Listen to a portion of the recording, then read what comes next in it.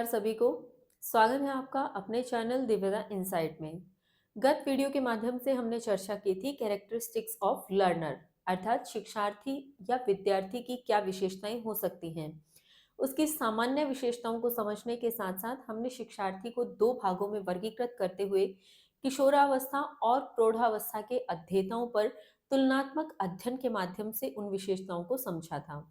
यदि आपने वह वीडियो अभी तक नहीं देखी है और देखना चाहते हैं तो डिस्क्रिप्शन बॉक्स में दी लिंक पर क्लिक करके देख सकते हैं। फिलहाल प्रारंभ करते हैं आज का टॉपिक इंडिविजुअल डिफरेंसेस।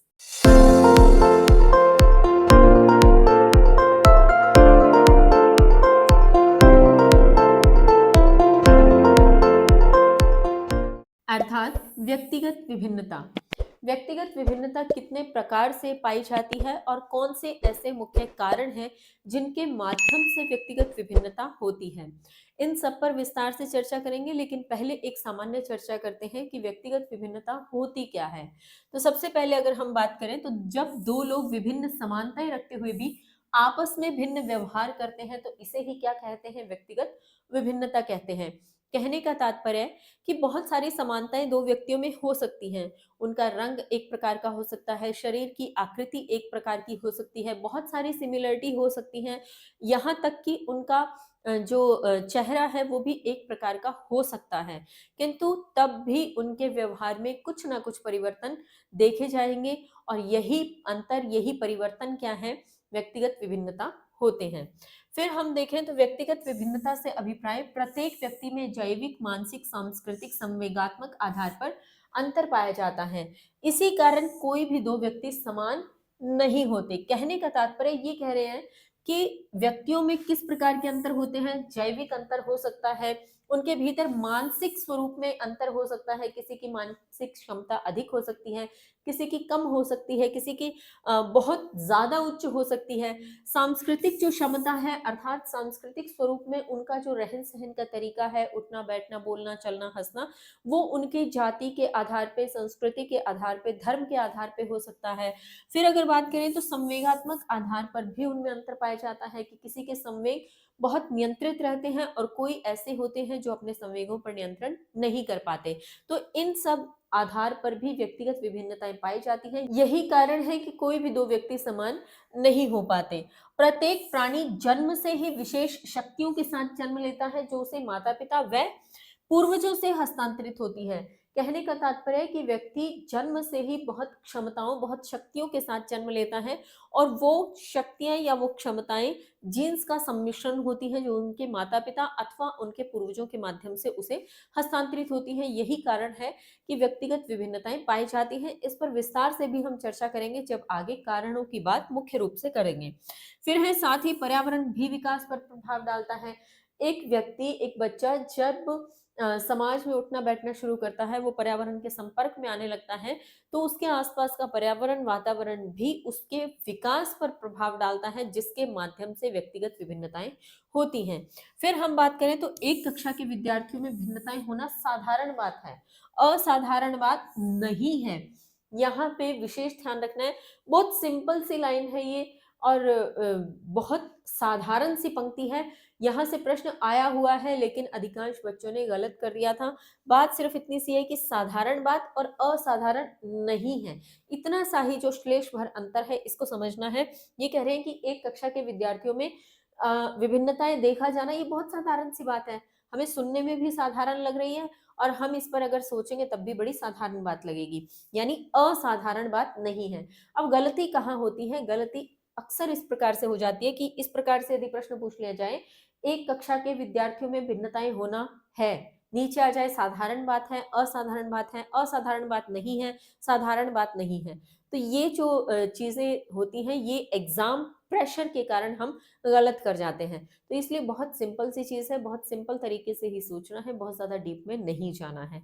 कभी कभी कुछ प्रश्न बहुत साधारण होते हैं लेकिन हम अपनी उच्च बुद्धि के कारण, या यूं कह लो कि हम अपने आप को ये दिखाने के लिए कि नहीं इतना साधारण तो एग्जामिनर नहीं पूछ सकता, जरूर कुछ ना कुछ तो इसमें है, और उसी चक्कर में हम बहुत से प्रश्न अपने गलत कराते हैं। तो उसी उन्हीं चीजों से बचना है। फिलहाल आगे बात करते हैं डेफिनेशंस ऑफ इंडिविजुअल डिफरेंसेस, अर्थात व्यक्तिगत विभिन्नता की जो परिभाषा है मुख्य रूप से जो वैज्ञानिकों के द्वारा दी गई उस पर बात करते हैं। सबसे पहले बात करें तो जेम्स ट्रेवर ने क्या कहा है। जेम्स ट्रेवर कहते हैं कि कोई व्यक्ति अपने समूह के शारीरिक तथा मानसिक गुणों के औसत से जितनी भिन्नता रखता है उसे व्यक्तिगत विभिन्नता कहते हैं। क्या कह रहे हैं समझिए इसको, कि कोई भी व्यक्ति है, चाहे आप हैं चाहे मैं हूं या कोई थर्ड पर्सन की भी अगर हम बात कर लें, कोई भी व्यक्ति है वह अपने समूह के, उसका कोई भी समूह है, चाहे वो मित्र मंडली हो सकती है, परिवार का समूह हो सकता है, समाज का समूह हो सकता है, कोई भी समूह हो, उस समूह के शारीरिक और मानसिक गुणों के, यानी उस समूह में जितनी जितनी शारीरिक क्षमता अन्यों के पास है, जितनी मानसिक क्षमता अन्यों के पास है, उन सब से जो भी औसत भिन्नता रखता है। औसत भिन्नता से यहाँ तात्पर्य क्या है, कि उस समूह के बहुत से ऐसे काम हो सकते हैं कि सब समान स्वरूप में करते हों, कि एक की अगर एक का शारीरिक वजन इतना है, समूह के किसी अन्य व्यक्ति का भी उतना ही है, एक का आईक्यू लेवल इतना है, दूसरे का भी इतना ही है, तब भी जो औसत भिन्नता रखे, उनके व्यवहार में जो परिवर्तन दिखे, वही क्या कहलाती है, व्यक्तिगत विभिन्नता कहलाती है। फिर बात करें स्किनर ने क्या कहा है, तो स्किनर कहते हैं व्यक्तिक भिन्नताओं से हमारा तात्पर्य व्यक्तित्व के उन सभी पहलुओं से है जिसका मापन व मूल्यांकन किया जा सकता है। यानी ये भी नहीं कि व्यक्तिगत विभिन्नता का मापन ना किया जा सके, मूल्यांकन ना किया जा सके। बहुत से ऐसे पहलू हैं जिनके माध्यम से हम व्यक्तिगत विभिन्नताओं का मापन और मूल्यांकन कर सकते हैं। हम ये बता सकते हैं कि एक व्यक्ति दूसरे व्यक्ति से या एक बच्चा दूसरे बच्चे से किस प्रकार भिन्न है, किस प्रकार की विभिन्नता को रखते हुए वे अपना व्यवहार करते हैं। कहने का तात्पर्य यही है कि व्यक्तिगत विभिन्नता का मापन व मूल्यांकन संभव है, और ये किसने कहा, स्किनर ने कहा, और वो यही कह रहे हैं कि मापन में मूल्यांकन किया जा सकता है। इसी कारण व्यक्तित्व के जो वो पहलू हैं जिनका मापन मूल्यांकन किया जा सके, वही व्यक्तिगत विभिन्नताएं हैं, उसे ही हम व्यक्तिगत विभिन्नता की के रूप में परिभाषित कर सकते हैं। फिर टाइलर क्या कह रहे हैं, टाइलर कहते हैं शरीर के रूप में रंग, आकार, कार्य, गति, बुद्धि, ज्ञान, उपलब्धि, रुचि इत्यादि लक्षणों में पाई जाने वाली भिन्नता को व्यक्तिक भिन्नता कहते हैं।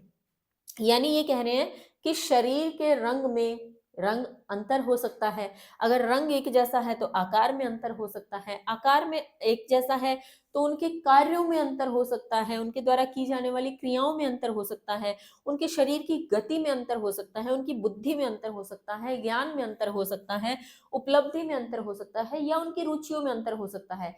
किसी भी प्रकार का अंतर हो अथवा सभी प्रकार का अंतर हो, ये सभी लक्षण जो पाए जाएंगे यही क्या कहलाती हैं, व्यक्तिगत विभिन्नता कहलाती हैं।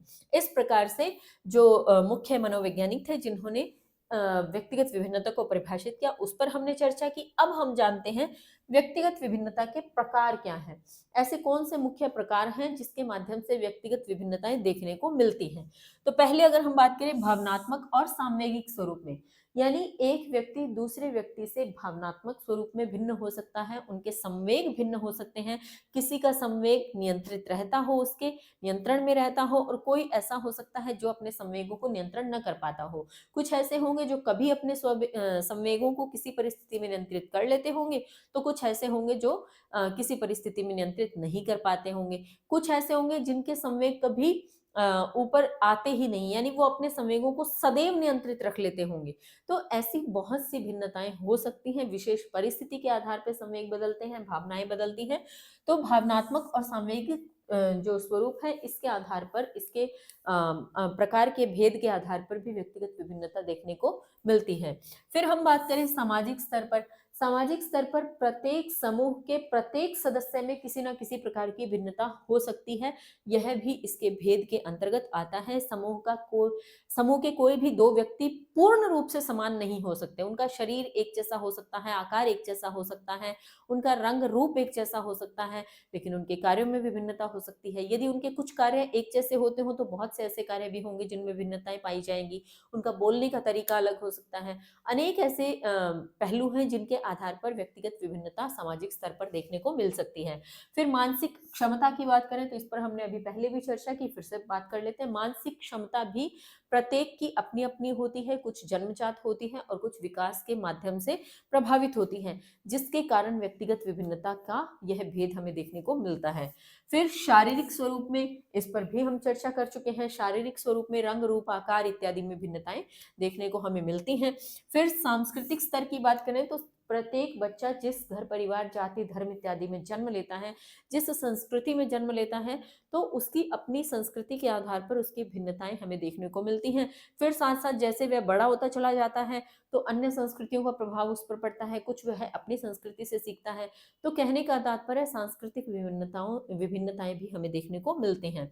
फिर नैतिक स्वरूप में बात करें तो प्रत्येक बच्चे की जो नैतिक दिनचर्या है, नैतिक जिम्मेदारी है, प्रत्येक बच्चा अपने स्तर पर उस जिम्मेदारी का वहन और निर्वहन करता है और इस आधार पर भी व्यक्तिगत विभिन्नता का यह प्रकार हमें देखने को मिलता है। किसी का व्यवहार बहुत उच्च हो सकता है, किसी का सामान्य हो सकता है, किसी का निम्न स्तर का व्यवहार हो सकता है। वो नैतिक जिम्मेदारियों को किस आधार पर समझता है, किस आधार पर उन्हें पूर्ण करता है, किस आधार पर किसी दूसरे से बातचीत करता है, यही व्यक्तिगत विभिन्नता का प्रकार हमें देखने को मिलता है। फिर प्रजाति आधार पर बात करें तो प्रजाति आधार पर, जो कि हमने सांस्कृतिक स्वरूप में भी देखा कि किस जाति, धर्म, प्रजाति के आधार पर उसका जन्म हुआ है, उस आधार पर विभिन्नता का यह प्रकार हमें देखने को मिलता है। तो इस प्रकार से हम कह सकते हैं कि व्यक्तिगत विभिन्नताओं के मुख्य यह प्रकार हैं जिनके माध्यम से हमें व्यक्तिगत विभिन्नताएं देखने को मिलती हैं। चलिए आगे बात करें। फिर है व्यक्तिगत विभिन्नता के कारण, यानी कॉजेज ऑफ इंडिविजुअल डिफरेंसेस। ऐसे कौन से मुख्य कारण हैं जिसके कारण हमें व्यक्तिगत विभिन्नताएं देखने को मिलती हैं। तो अगर हम बात करें, सबसे पहले वंशानुक्रम, इनकी विस्तार से चर्चा करेंगे, लेकिन अब अभी हम नामों पर चर्चा करते हैं कि वंशानुक्रम के आधार पर विभिन्नता होती है। वातावरण के कारण विभिन्नता हो सकती है, लिंग भेद के कारण विभिन्नता हो सकती है, भाषा के आधार पर विभिन्नताएं देखने को मिलती हैं, जाति, प्रजाति व देश के आधार पर विभिन्नताएं हो सकती हैं, ग्रहण करने की जो उनकी क्षमता है, किस माध्यम से वह किसी चीज को ग्रहण कर रहे हैं, उस क्षमता के आधार पर विभिन्नता हो सकती है, आयु व बुद्धि के कारण भी विभिन्नताएं देखने को मिलती हैं, शिक्षा के कारण विभिन्नताएं देखने को मिलती हैं और आर्थिक दशा भी विभिन्नताओं को परिलक्षित करती है। आर्थिक दशा के कारण भी हमें विभिन्नताएं देखने को मिलती हैं। चलिए अब इस पर विस्तार से चर्चा करते हैं, जिसमें सबसे पहले हम बात करते हैं वंशानुक्रम की। वंशानुक्रम के कारण हमें किस प्रकार से विभिन्नताएं देखने को मिलती हैं, इस पर अगर हम बात करें तो सबसे पहले हम बात करते हैं जीन्स का सम्मिश्रण। जीन्स का सम्मिश्रण कहने से तात्पर्य कि माता पिता अथवा उसके जो पूर्वज हैं उनके जो जीन्स किस प्रकार से चलते आ रहे हैं, तो बहुत सारा ऐसा व्यवहार होता है जो एक बच्चे के जीन्स पर डिपेंड होता है, जीन्स उसका आधार होता है और वो जीन्स का आधार माता पिता द्वारा गर्भ धारण के समय ही बच्चे को हस्तांतरित कर दिया जाता है। यानी माता पिता के जीन्स सम्मिश्रित होकर जब एक बच्चे का निर्माण होता है तो बहुत से ऐसे जीन्स होते हैं जो गर्भ धारण के समय ही माता पिता द्वारा बच्चे को हस्तांतरित कर दिए जाते हैं, जिसके कारण व्यक्तिगत विभिन्नता देखने को मिलती है। फिर बात करें तो पूर्वजों के गुण अवगुण दोनों का हस्तांतरण होता है। यहाँ विशेष रूप से हमें क्या देखना है, विशेष है ये कि केवल गुणों का हस्तांतरण हो नहीं, केवल अवगुणों का हो नहीं, गुण व अवगुण दोनों का ही हस्तांतरण होता है। दोनों ही सम्मिश्रित स्वरूप में एक बच्चे में आते हैं जब उसके भीतर अपने पूर्वजों के जीन्स आ रहे हैं। तो गुण व अवगुण दोनों का होता है। फिर शारीरिक व मानसिक गुण व अवगुण दोनों का। अब एक तो है कि सामान्य स्वरूप में पूर्वजों के गुण व अवगुण आ रहे हैं एक बच्चे में, एक हम उसी को और डिटेल में और गहराई से बात करें तो शारीरिक आधार पर भी और मानसिक आधार पर भी गुण व अवगुण दोनों ही आते हैं। शारीरिक आधार पर भी गुण अवगुण दोनों प्रत्यक्ष रूप से बच्चे में कभी कभी दिखाई देते हैं कि हाइट का छोटा होना या अत्यधिक लंबा हो जाना या किसी प्रकार से विशेष आकृति होना, विशेष कोई ऐसा लक्षण शरीर का जो गुण व अवगुण किसी में भी शामिल हो सकता है, तो वो बच्चे में आ रहा है अपने पूर्वजों के माध्यम से। मानसिक स्तर की बात करें तो एक बच्चे का जो परिवार है उनका मानसिक स्तर किस प्रकार का है, कितना श्रेष्ठ है, कितना सामान्य है अथवा निम्न स्तर का है, तो उसके भी गुण अवगुण दोनों ही एक प्रकार से हस्तांतरित होते हैं बच्चे में। अब यहाँ पर विशेष रूप से हम बात करते हैं 3 नियमों की, और ये 3 नियम हैं जिसके माध्यम से वंशानुक्रम का प्रभाव बच्चे में किस प्रकार से हमें देखने को मिलता है, हम उसे समझने का प्रयत्न करते हैं। सबसे पहले है समता का नियम। पहले इस पर एक बार चर्चा कर लें, फिर इसको विस्तार से समझने की कोशिश करते हैं कि समता का नियम कहता है जैसे माता पिता वैसे ही संतान। फिर अगर बात करें तो विभिन्नता का नियम, जैसे माता पिता भिन्न संतान। और प्रत्यागमन का नियम कहता है जैसे माता पिता विपरीत संतान। अब समझना क्या है कि जैसे ये जो फर्स्ट है ये तो हमें क्लियरली समझ में आ रहा है।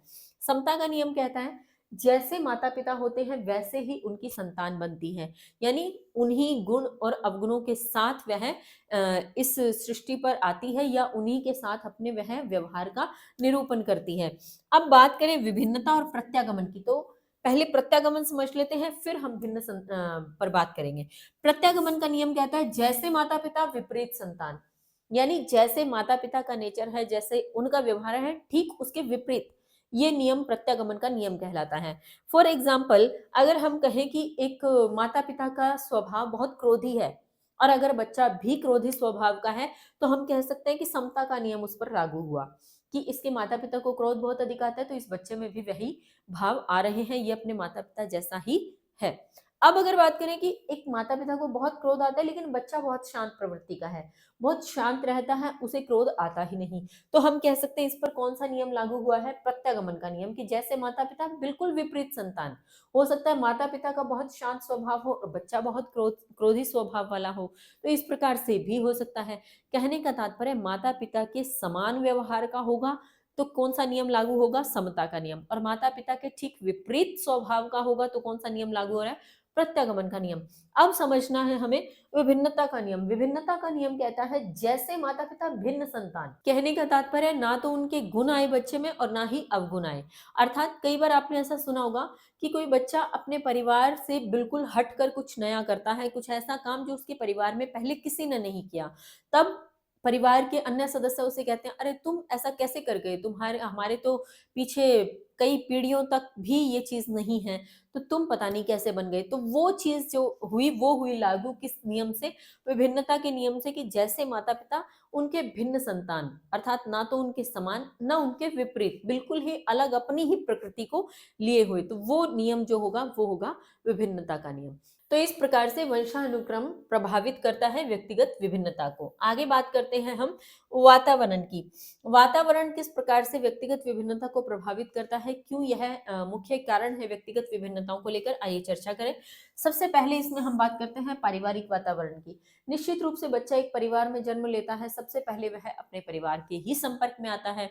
तो जिस परिवार में उसने जन्म लिया है उस परिवार का वातावरण कैसा है? शांत है, विनम्र है, बड़े दयालु स्वभाव के वे सभी हैं और किसी न किसी प्रकार से सेवा भाव में कार्यरत रहते हैं, तो वह बच्चा भी सौम्य, शांत, सेवा भावी होगा।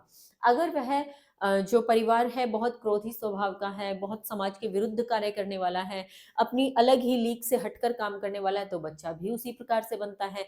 तो कहने का तात्पर्य है कि सबसे पहले बच्चा परिवार के संपर्क में आता है, तो जैसा उसका परिवार का वातावरण होगा, जैसे उसके परिवार के अन्य सदस्य कार्य करते होंगे, उसके भीतर भी वही चीजें शामिल होती चली जाएंगी। तो पारिवारिक वातावरण प्रभावित करता है व्यक्तिगत विभिन्नताओं को। फिर बात करें विद्यालयी वातावरण। जब बच्चा थोड़ा बड़ा होता है तो परिवार से ऊपर उठकर वह विद्यालय में जाना जब प्रारंभ करता है, तो विद्यालय का वातावरण भी बच्चे के व्यक्तित्व को प्रभावित करता है, क्योंकि बच्चा अब बहुत एक दायरे में आ गया है, मित्र मंडली के दायरे में आ गया है, शिक्षकों के संपर्क में आ गया है। अब वह अन्य बच्चों की संस्कृति देख रहा है, उसे समझने का प्रयत्न कर रहा है, वह शिक्षकों की बात सुन रहा है, उनका अनुकरण करने का प्रयत्न कर रहा है, उनकी बात को पूर्ण करने का प्रयत्न कर रहा है। तो विद्यालय का वातावरण भी बच्चे के व्यक्तित्व को प्रभावित करता है। फिर हम बात करें तो सामाजिक वातावरण। अब बच्चा विद्यालय के साथ साथ समाज का भी एक अंग बनता चला जा रहा है। जब वह परिवार से निकलकर विद्यालय में जाना प्रारंभ करता है तो धीरे धीरे समाज का हिस्सा भी बनना प्रारंभ हो जाता है, क्योंकि अन्य मित्र मंडली के साथ वह खेलना, उठना बैठना सब सीखता है। वह विद्यालय के बाहर भी समाज में अन्य दोस्त बनाता है, अन्य उसके संपर्क बनते हैं, तो उसके माध्यम से भी उसका व्यक्तित्व क्या है? प्रभावित होता है। फिर बात करें सांस्कृतिक वातावरण, तो यह सांस्कृतिक वातावरण ऊपर के जो तीनों पॉइंट्स हमने किए उन्हीं पर डिपेंड है। कि एक परिवार की संस्कृति कैसी है, विद्यालय की संस्कृति कैसी है, अथवा समाज के भीतर जहाँ वो उठ बैठ रहा है वहाँ की संस्कृति कैसी है। तो ये सभी प्रकार की संस्कृतियाँ मिलकर उसके व्यक्तित्व को प्रभावित करती हैं, जिसके कारण हमें व्यक्तिगत विभिन्नताएं देखने को मिलती हैं। फिर हम बात करें तो मनोवैज्ञानिक वातावरण हो सकता है। मनोवैज्ञानिक वातावरण यानी उसका मन कितना संवेगों को नियंत्रित कर पाता है, या उसकी मानसिक क्षमता कितनी है, वह कितना टॉलरेट कर पाता है, कितना आगे कार्यों को कर पाता है, कितना किसी की बात को समझ पाता है। ये सभी कारण मनोवैज्ञानिक वातावरण के अंतर्गत आते हैं और ये भी प्रभाव डालते हैं व्यक्ति के व्यक्तित्व पर। एग्जाम्पल के लिए देखें तो बुरी व अच्छी संगत में पालन। अक्सर हम जब छोटे थे तो हमने अपने मम्मी पापा से हमेशा सुना कि अच्छी संगत में रहो, अच्छी मित्र हो आपके, अच्छे दोस्त हो। जैसे अब हम बड़े हैं, हम अपने बच्चों को भी तो यही सिखाते होंगे, सिखाते ही हैं कि आप अच्छी संगत में रहा करो, अच्छी आपकी मित्र मंडली होनी चाहिए। क्यों? क्योंकि हम यह जानते हैं कि संगत का बहुत प्रभाव पड़ता है कि बच्चे का व्यक्तित्व, उसका व्यवहार कैसा बन रहा है। तो अच्छी व बुरी संगत में किस प्रकार से उसका लालन पालन हुआ है, वह उसके व्यक्तित्व को प्रभावित करती है। फिर अगर बात करें तो ठंडे व गर्म वातावरण में पालन। ठंडे में गर्म वातावरण से तात्पर्य यहाँ पर है कि एक बच्चे पर बहुत, एक व्यक्ति पर बहुत प्रभाव डालता है कि उसने ठंडे वातावरण में जन्म लिया है। फॉर एग्जाम्पल, कोई बहुत ठंडा प्रदेश है, वहां पर यदि किसी का जन्म हुआ है तो उसकी शारीरिक कार्य क्षमता अधिक होगी बजाय गर्म वातावरण में जन्म लेने वाले व्यक्तियों के। ठीक है, क्योंकि ठंडे वातावरण में जन्म लेने वाले व्यक्ति अधिक अपने आप को संतुलित रख पाते हैं, अधिक जो है उनका शरीर कार्य करने में सक्षम होता है, इसलिए उनकी शारीरिक कार्य क्षमता अधिक होती है। गर्म प्रदेश में जो रहते हैं उनकी कार्य क्षमता बजाय ठंडे प्रदेश में रहने वालों के कम होती है। ठीक है, तो ये ध्यान रखना है। फिर अगर हम बात करें तो दो जुड़वा बच्चों का पालन भिन्न वातावरण में होने पर व्यक्तित्व का भिन्न होना। यानी यहाँ अगर हम बात कर रहे हैं कि दो जुड़वा बच्चे हैं जिन्होंने एक साथ जन्म लिया है, उनका शरीर, उनकी आकृति, उनका रंग रूप बहुत हद तक एक जैसा है, तब भी अगर उन्हें भिन्न वातावरण में पलने बढ़ने के लिए छोड़ दिया जाए, फॉर एग्जाम्पल एक को अगर बहुत अमीर घर में पालन पोषण हुआ उसका और एक का बहुत गरीब घर में अगर पालन पोषण हुआ, तो जो अमीर बच्चा रहा होगा, यानी अमीर पालन पोषण वाला जो बच्चा बड़ा होकर के हो सकता है वेल स्टैंड बने, बहुत एक उसकी हाई फाई जो प्रोफाइल हो सकती है, बहुत उसका बोलने का तरीका अलग होगा, उसका व्यवहार करने का, उठने बैठने का तरीका अलग हो सकता है। वहीं जो गरीब घर के बच्चे की अगर बात करें तो उसने शुरू से ही संघर्ष देखा होगा और इस कारण से संभवतः बहुत संभावना है कि वह बहुत सहनशील होगा, धैर्य रखने वाला होगा। उसकी कार्य क्षमता, शारीरिक कार्य क्षमता बजाय उस बच्चे के जिसने अमीर घर में पला बड़ा, उसके बजाय उसकी कार्य क्षमता अधिक होगी जिसने गरीब में घर में अपना जो है गुजारा किया। तो ये भी प्रभाव डालते हैं कहीं ना कहीं बच्चे के व्यक्तित्व पर। तो इसलिए हम कह सकते हैं कि वातावरण बहुत प्रकार से प्रभाव डालता है व्यक्तित्व को बनाने और उसे संवारने में। आगे हम बात करते हैं लिंग भेद की। लिंग भेद किस प्रकार से प्रभावित करता है इसे समझे। इससे पूर्व स्किनर ने लिंग भेद पर अपनी एक डेफिनेशन दी है। उन्होंने क्या कहा है लिंग भेद को लेकर के, आइए देखें। वे कहते हैं बालिकाओं में स्मृति योग्यता अधिक तथा बालकों में शारीरिक कार्य करने की क्षमता अधिक होती है। यानी बालिकाएं जो हैं, लड़कियां हैं, महिलाएं हैं, उनकी तो स्मरण शक्ति अच्छी होती है, अधिक होती है, और जो बालक हैं उनमें शारीरिक कार्य करने की क्षमता अधिक होती है, उनकी शारीरिक क्षमता प्रबल होती है। यहाँ हम अपवाद की बात नहीं कर रहे, exception is always and everywhere. हम ये ऐसे भी ऐसे भी होता है कि बहुत सारे ऐसे मेल पर्सन हो जिनकी मेमोरी बहुत अच्छी हो, जिनकी स्मरण शक्ति बहुत अच्छी हो। ऐसी भी महिलाएं, ऐसी भी लड़कियां हो सकती हैं जिनका फिजिकल जो उनकी कैपेसिटी है बहुत अच्छी हो, संभवतः होगा। किंतु यहाँ जब बात होती है तो एवरेज की बात होती है। जो भी परिभाषाएं गठित होती हैं वे एवरेज, औसत के आधार पे गठित होती है, सामान्य आधार पे घटित होती है। तो सामान्य चर्चा में वे औसत स्तर पर कह रहे हैं कि अमूमन ऐसा देखा गया है कि लड़कियों की, बालिकाओं की तो स्मरण शक्ति बहुत अधिक होती है और लड़कों की यानी बालकों की शारीरिक क्षमता बहुत अधिक होती है, जिस आधार पर हम कह सकते हैं कि बालक में शारीरिक क्षमता अधिक और बालिका में स्मरण शक्ति अधिक। इसे एक एग्जाम्पल के तौर पर हम अपने घर परिवार में अक्सर देखते होंगे। हमारे घर में हजारों चीजें हैं और उन हजारों चीजों में कौन सी चीज कहाँ रखी है, किस रंग की होगी, कहाँ पड़ी होगी, वो सब चीज़ें घर की एक महिला को याद होंगी कि कौन-सा सामान कहाँ रखा है और वो तुरंत निकाल कर दे देती हैं।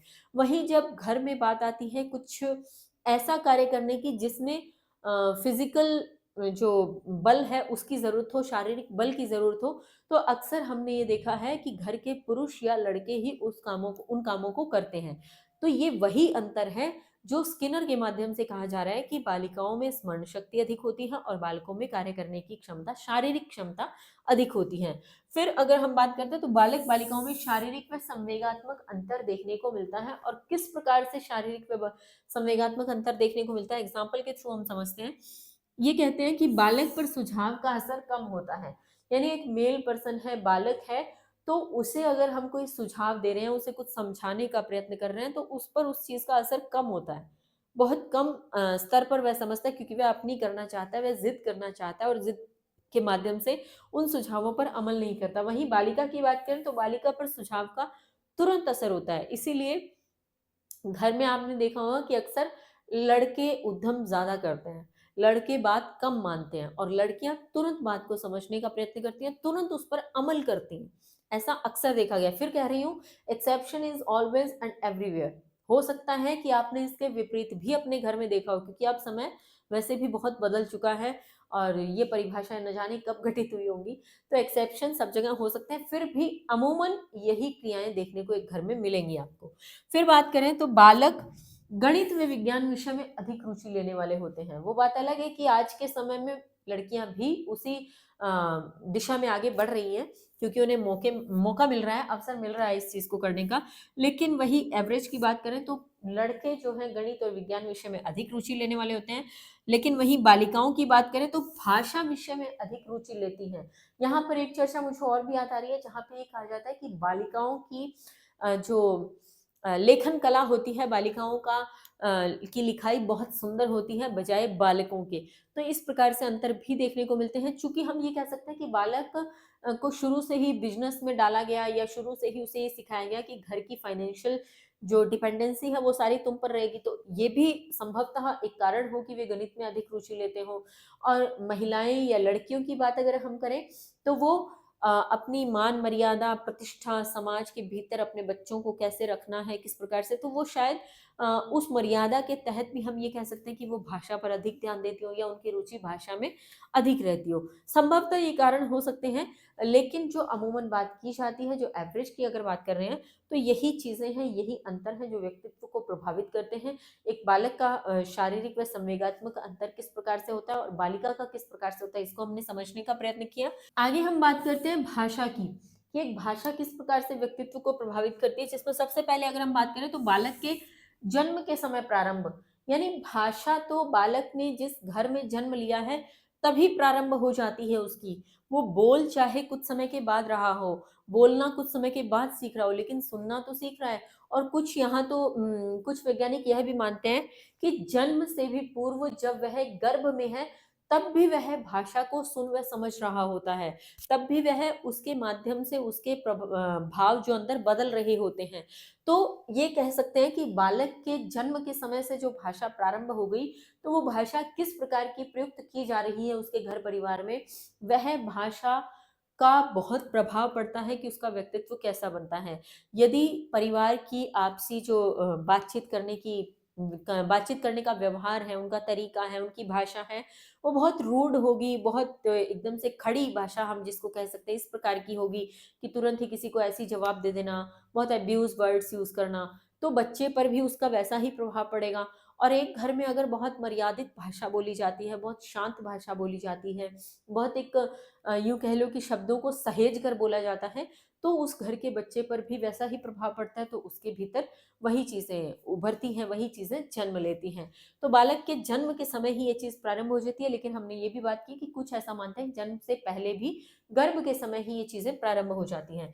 फिर अगर हम बात करें तो वातावरण और अनुकरण के आधार पर, वातावरण और अनुकरण यानी घर का वातावरण कैसा है और घर पर किस प्रकार का अनुकरण किया जा रहा है सभी के द्वारा एक भाषा के स्तर पर, भाषा का वातावरण कैसा है घर में और उस भाषा के आधार पे किस प्रकार का अनुकरण घर के अन्य सदस्य कर रहे हैं, तो उन सब के आधार पर ही बच्चा क्या करता है, अनुक्रिया करना सीखता है, अनुक्रिया करता है, जिसके माध्यम से उसका व्यक्तित्व प्रभावित होता है और हमें व्यक्तिगत विभिन्नता देखने को मिलती है। फिर हम बात करें तो शारीरिक, मानसिक व संवेगात्मक विकास, जो कि भाषा भी इस पर प्रभाव डालती है।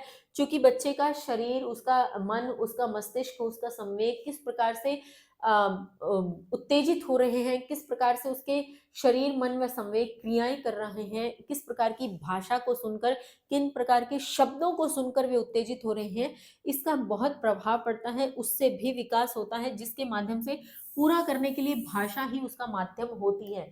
क्योंकि बच्चा अपने शरीर में भी अगर उसकी कोई कष्ट हो रहा है, वो किस माध्यम से बताएगा? बोलकर बताएगा तो बोलेगा क्या? भाषा ही तो बोलेगा, किसी न किसी भाषा में बात करेगा। उसके मानसिक स्वरूप में भी भाषा से ही बात हो रही होगी। अगर वह मन में कुछ सोच रहा है, कोई विचार कर रहा है, तब भी वह किसी न किसी भाषा में तो सोच रहा है।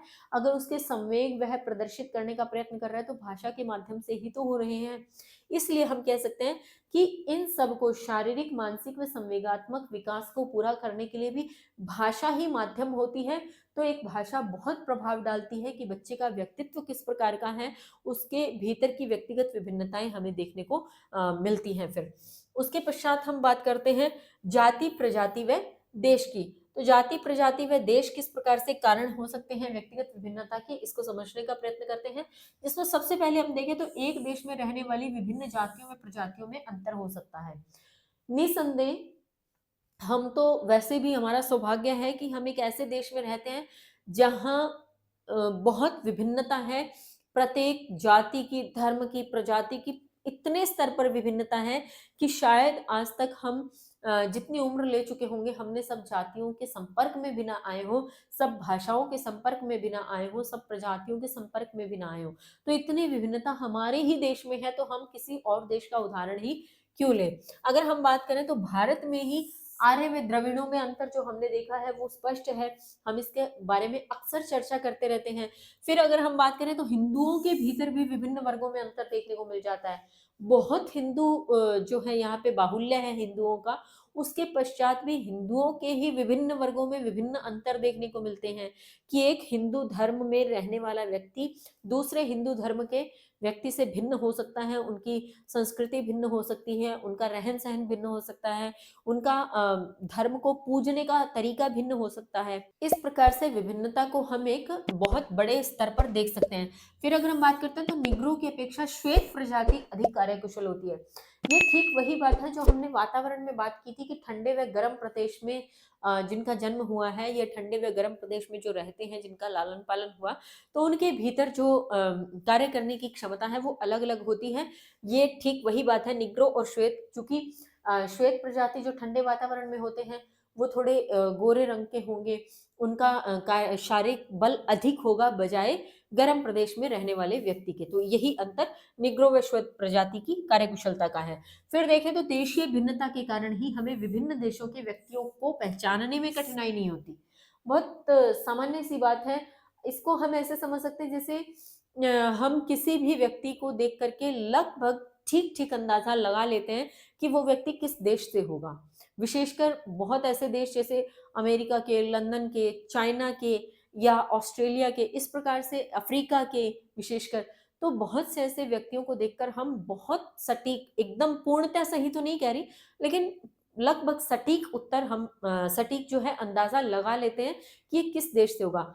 इवन हम तो यहाँ अपना, क्योंकि अभी हमने बात की कि हमारा भारत देश ही इतना बड़ा है कि हम अन्य देशों का उदाहरण भी क्यों ले रहे हैं, हम अपने ही देश के विभिन्न राज्यों के व्यक्तियों का भी अंदाजा लगा लेते हैं कि यह व्यक्ति किस राज्य को होगा, कहाँ से यह संबंध रखता है, किस धर्म का होगा।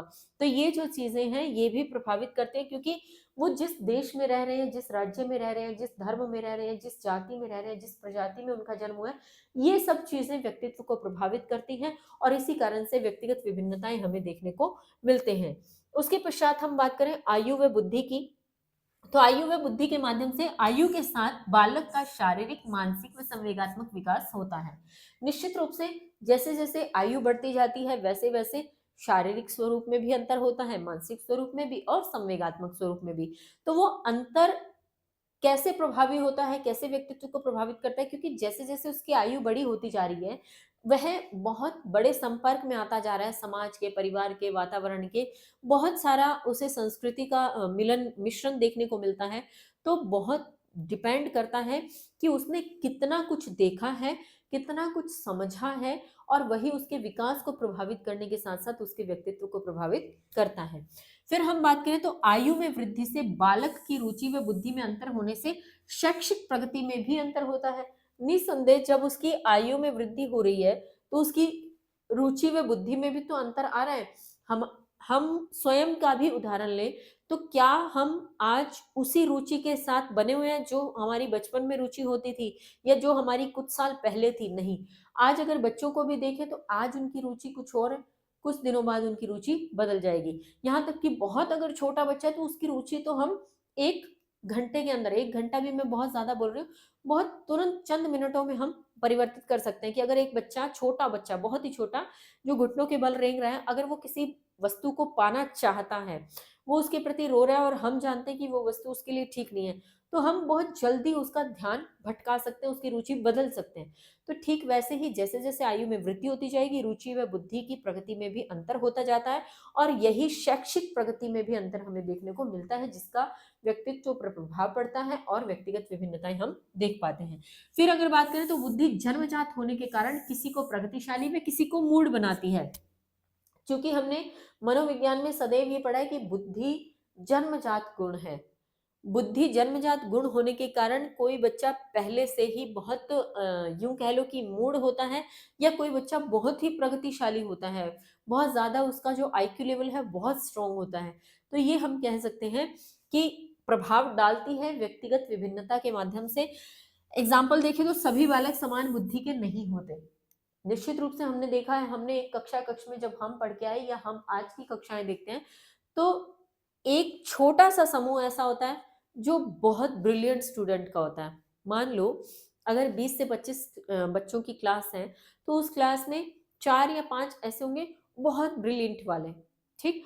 और 4 या 5 ही ऐसे होंगे जो बहुत डल जो है होंगे, यानी बहुत निम्न स्तर की बुद्धि के होंगे, और जो बीच का एवरेज होगा, वो एक बड़ा आंकड़ा होगा।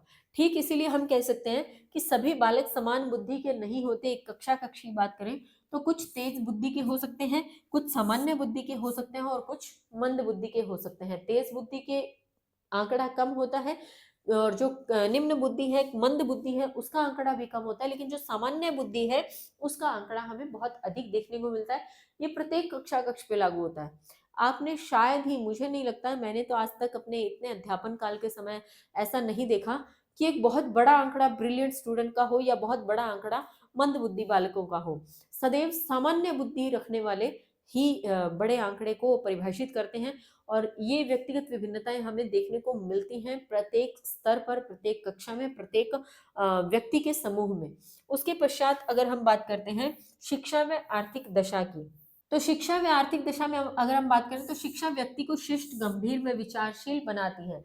इसमें किसी प्रकार का कोई संदेह नहीं है कि एक बच्चा यदि पढ़ा-लिखा नहीं है, उसे जन्म से कुछ नहीं सिखाया गया, शिक्षा के मामले में शिक्षित नहीं किया गया। यहाँ पे एक ध्यान रखिएगा, शिक्षा सिर्फ औपचारिक शिक्षा की बात नहीं हो रही, अनौपचारिक भी इसी में मिश्रित है।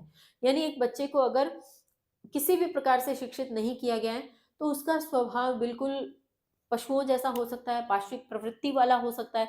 लेकिन वहीं एक बच्चे को अगर शिक्षित किया गया है, तो वो शिक्षा उसे शिष्ट बनाती है, गंभीर बनाती है, उसे विचारशील बनाती है। वह अपने द्वारा ग्रहण की गई शिक्षा के आधार पर विचार करना सीखता है। उसके माध्यम से वह चीज़ों को समझना सीखता है। उसके माध्यम से वह अपने आप को, अपने स्वयं को किसी भी समाज के समूह में व्यवहार करने स्वरूप बना लेता है।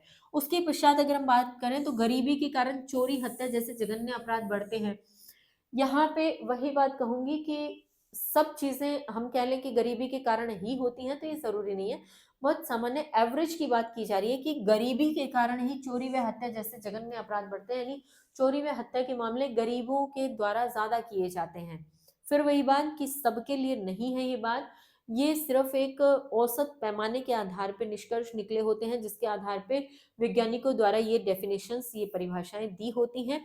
फिर बात करते हैं तो उत्तम आर्थिक दशा के कारण कहें तो प्रत्येक गलत कर्म को अक्षम्य अपराध मान लिया जाता है। कहने का तात्पर्य ये है कि जहां पर गरीबी के कारण हम कह लें कि चोरी और हत्या जैसे अपराध बढ़ते हैं, और फिर कुछ संवेदनाएं भी होती हैं कि बेचारा गरीब था, चोरी नहीं करता तो क्या करता, मारता नहीं तो क्या करता, इसके हाथ में क्या है, ठीक है। वहीं पे उत्तम आर्थिक दशा वाला क्या कहेगा कि छोटी से छोटी चोरी भी उसके लिए जघन्य अपराध लगने लगेगी उसको, कि चोरी किया, अरे ये तो बहुत बड़ा गलत काम किया। क्यों? क्योंकि वो तो उत्तम आर्थिक दशा वाला है।